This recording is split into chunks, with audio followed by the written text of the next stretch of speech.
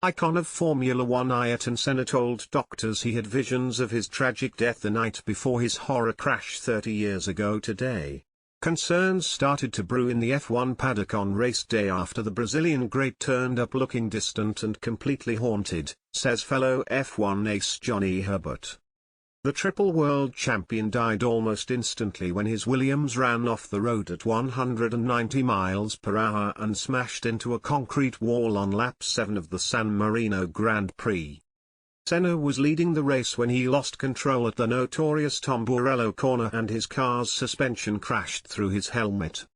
Herbert said, Senna feared he was going to die the night before the crash. He apparently had a premonition the night before that he was going to die. Herbert claims Senna told F1's medical expert Professor Sid Watkins about his nightmares.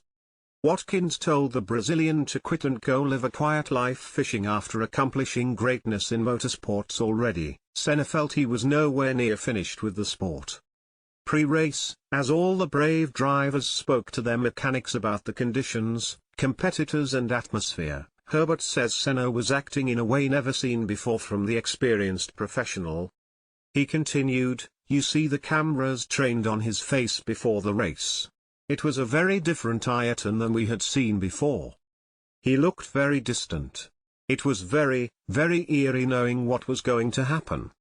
To go through what he did with those feelings on his own apart from the conversation with Professor Sid, must have been so hard.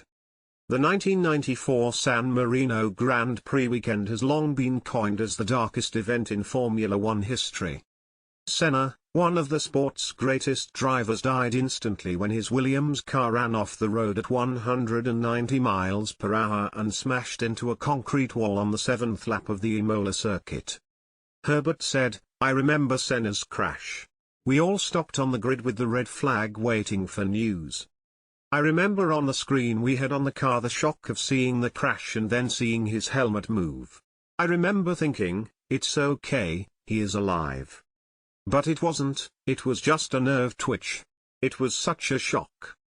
Ex-F1 driver turned pundit Martin Brundle once revealed his anger at the race continuing after a short break. Brundle, who ended up finishing 8th, said, we raced past a pool of Senna's blood for 55 laps. The 34-year-old was the second driver to tragically die on track that weekend after Austrian Roland Ratzenberger crashed his Simtek car into a wall during qualifying. Senna's fellow Brazilian Rubens Barrichello survived his own near-death experience after being involved in a terrifying high-speed crash during practice. The exact cause of Senna's fatal crash remains inconclusive. Former F1 boss Bernie Ecclestone described it as a disastrous weekend. He said this week he was told that F1 would be cancelled in the wake of the event and 2 deaths.